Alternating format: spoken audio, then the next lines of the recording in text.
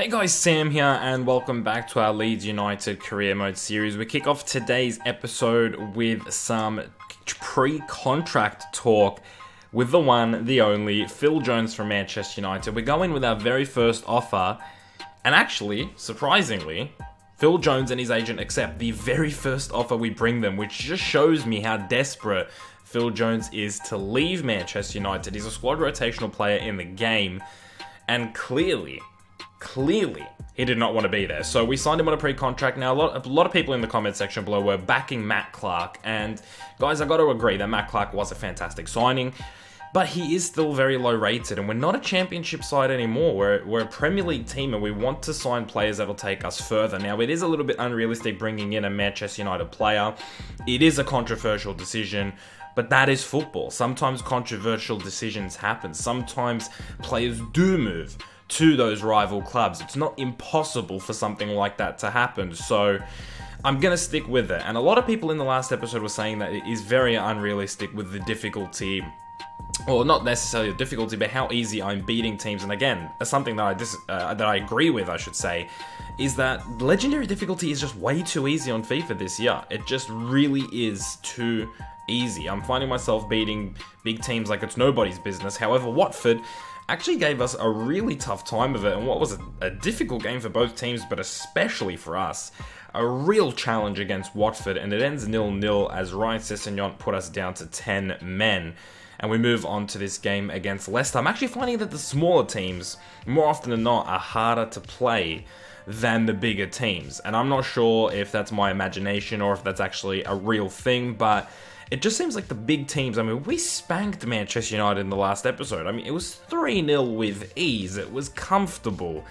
And it shouldn't be. It really shouldn't be. But there's something with the difficulty this FIFA. I thought last FIFA they had it pretty down pack. I thought world class for me was very, very even. And legendary was a bit too stale, a bit too boring. Whereas I feel like now, Legendary is way too expansive and way too easy. They just never get it right, do they? But in this game against Leicester, the big news was Calvin Phillips grabbing his knee after an injury, which is something that we have so much experience in, but what a way to fight back despite one of your players going off injured. Connor Chaplin, what a cross, what a bullet of a cross that is, to find Ronaldo Vieira's head. Before you knew it, the ball was in the back of the net. Schmeichel didn't have time to even think about coming out for that.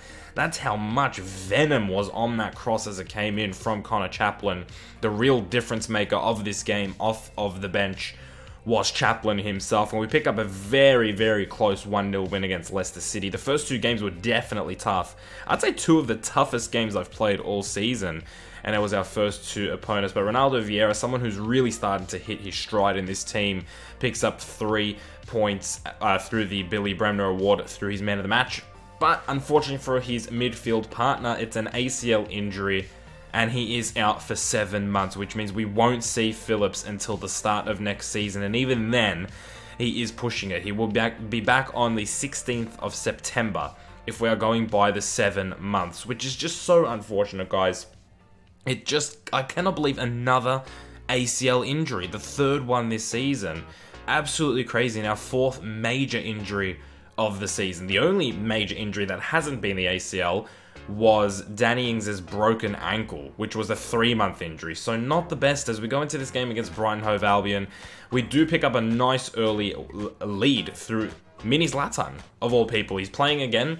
Ings is back. I think this might be his first start since Ings has been back, and I was feeling that the first team was just a little bit tired, a little lackluster, so I decided to put out a second string lineup, and they started off very, very positive, very fresh. It was a new lineup, it was a new feel, and it was a great goal to bring us up 1-0 in the first opening minutes, but we don't stop there. Just a couple of minutes later, we got another attack. Kelly here, our youth player, the right winger, through to Loftus-Cheek, who just previously assisted the first goal, gets himself on the score sheet, and puts us up 2-0 within the first 8 minutes. Absolutely beautiful start here at home against Brighton. But just the change of lineup, the change of personnel just brought a fresh feel to the team. Maybe because these players have to fight for a little bit more, I don't know. But for some reason, this team played so well, especially in these opening 10 minutes. It felt so easy to play football with this team. It was absolutely crazy. And I got to tell you guys, Kelly on the right-hand side, I'm so excited for this kid. He's already so good. He's already one of our best players. And he's 16, 17 years of age from our youth academy. So really excited to see how he goes. He is being trained at the moment.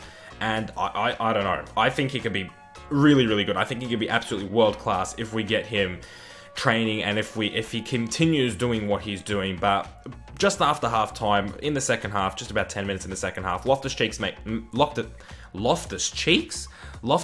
makes it 3-0 in what is just a real comical goal for Brighton. I mean, you look back at that as a Brighton fan and you'd laugh. That is just shocking defending, and this was really where we started dominating, and I think Brighton capitulated. Unfortunately, Loftus-Cheek does not get his hat-trick there, as the keeper makes a fantastic save. And one moment of just pure pressure from Brighton, a little bit of lack of concentration for me, I gotta be honest. I was a little bit preoccupied because at the time there was a truck driving in my street through the cars, and there was a very tight gap, and I wanted to see if he made it or not. And that's my excuse for conceding this goal. And I don't know if you guys believe me or not, but I am being absolutely legit. And I don't even know if that's a good thing or a bad thing, but Gross does make me pay for my lack of concentration. And he does make it 3-1. And he gets rid of our clean sheet. But that was about it. As you can see, the possession was way in our favour. We held it nice in the second half, and Loftus-Cheek picks himself up a 9.6 and a man of the match, Kibiki, right behind him with a 9.5. So actually, that's it for today's episode, guys. A real short one. And I didn't even get a chance to show you guys the table. So that's the best you're going to get in terms of looking at a table. Also, you can see Mason Kelly's development. He's gone up 7 overall this season. But yeah, I was in a real rush, guys. Only able to do 3 games. I really wanted to play that Arsenal game. I'm not even going to lie. I was actually so ready to play Arsenal after that win against Brighton, but unfortunately we didn't have time for it. So you can see the top 6 there. Unfortunately, you can't see the rest of the table, guys. But in the next episode, we'll have more games, and you will get to see the whole table. So I hope you did enjoy today's video, guys. If you did, leave a like on it. And yeah, I'm sorry it was a little bit rushed. I'm sorry it wasn't 100%, but yeah, I'm trying to do the best I can to keep this daily. That's all I can say. So I hope you guys did enjoy it. Like I said before, I hope you had a good day. I'll see you guys in the next one very soon. Keep it real. Also, for those people that didn't want me to sign Phil Jones, I do apologize.